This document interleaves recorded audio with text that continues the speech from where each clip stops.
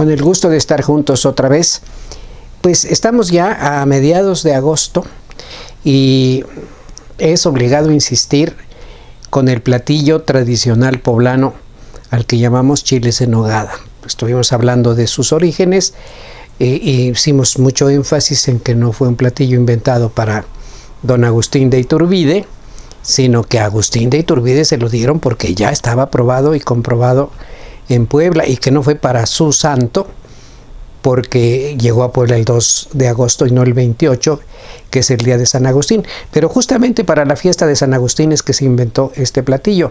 Las monjas de Santa Mónica son agustinas, entonces la gran fiesta de ellas es el 28 de agosto, y ya juntito está la fiesta de Santa Mónica, la madre de San Agustín. Entonces los chiles tienen que ver con esto, y además tienen que ver con la temporada. Por eso es un chile de temporada. Si usted en diciembre o en marzo o en abril pide unos chiles en nogada, a lo mejor se los dan, pero tenga mucho cuidado porque todo está congelado. Entonces ya es una comida que no es fresca, que no es natural y que perdió el sentido fundamental de su existencia, que es de temporada. Agosto es el mes de las cosechas. Entonces las frutas que componen el relleno original del platillo son las que se dan alrededor de la ciudad de Puebla. Principalmente estas frutas que los frailes franciscanos trajeron a los conventos de Huejotzingo, de Calpan, y que se extendieron a las estribaciones del volcán. Las manzanas panocheras y los duraznos criollos. Esos son los que forman parte fundamental del guiso, junto con los higos.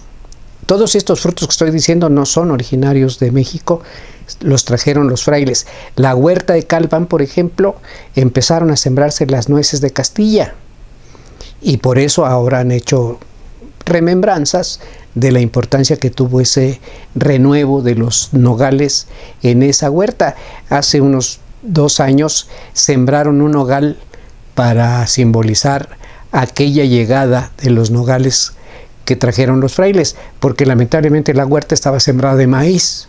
Ya habían talado desde hace muchos años los nogales que estaban allí. Fueron los primigenios en nuestras tierras.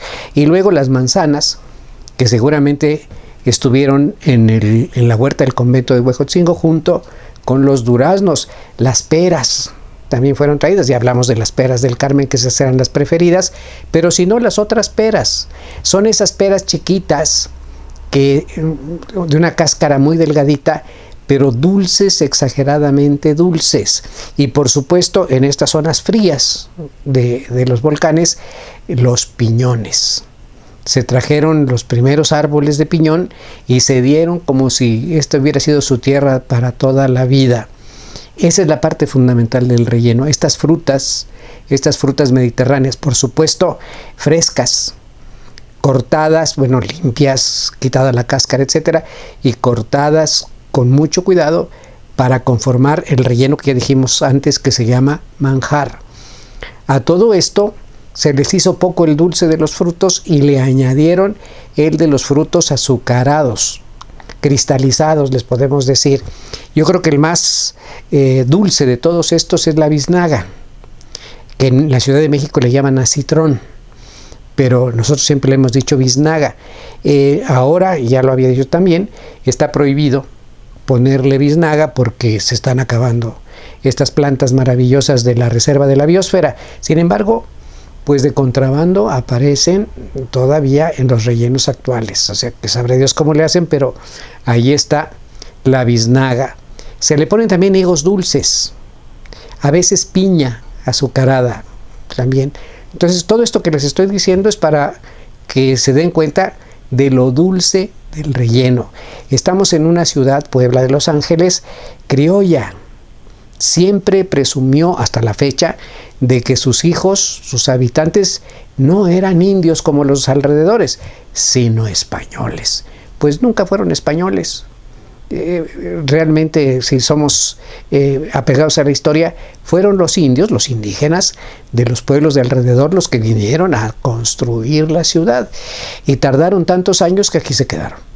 Así que de todos modos, los habitantes de esta ciudad somos tan mestizos como de cualquier otra del país, pero la mayor parte de la gente se cree española o que sus raíces españolas están más profundas que las otras, y por eso el platillo es dulce, exageradamente dulce, como remembranza de la cocina árabe.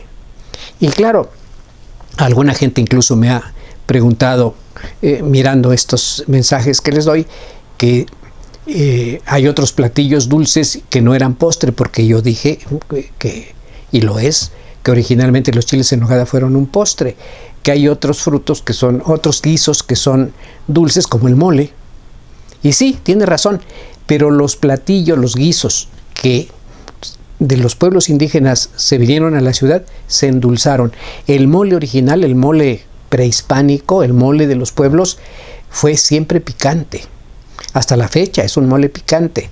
Y el mole poblano se acriolló, es decir, se le pusieron elementos dulces, de tal manera que en muchas casas, en la mía por ejemplo, cuando se sirve mole poblano, en la mesa se pone la azucarera, para que la gente a su gusto le eche azúcar al mole, y se le echa azúcar al chile atole. Entonces, porque pues predomina esa tradición dulcera de los criollos. Así que el chile en nogada es eminentemente dulce.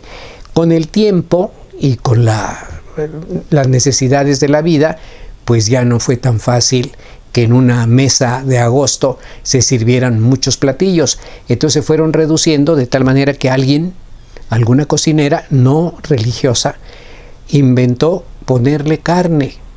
Primero carne de cerdo, porque es la más rica, es la que tiene un sabor más fuerte, y luego combinarla con res.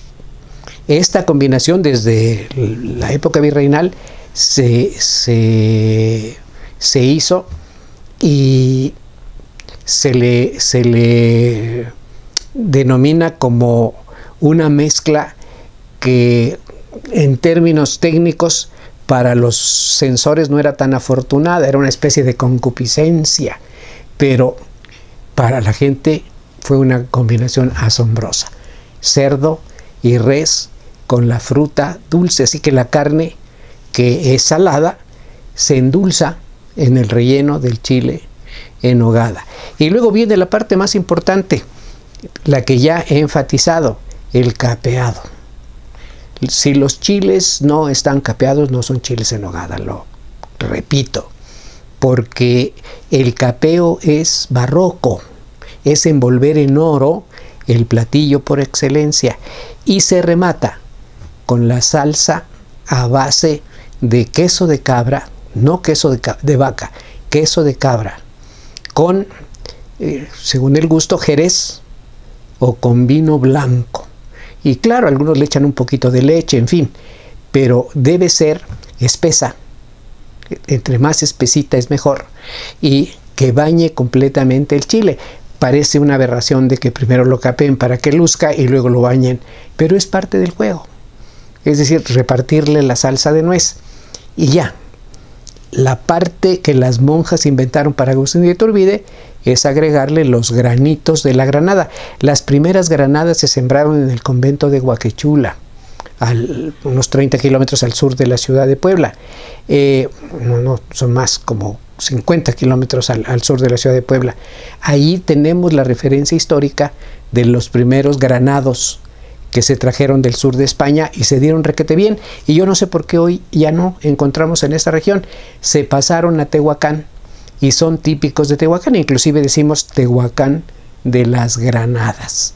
Esa es la combinación que da lugar a los chiles en nogada. La granada es el punto final de este guiso. La cereza, si es que fuera pastel, sería el equivalente de la granada. Y está listo.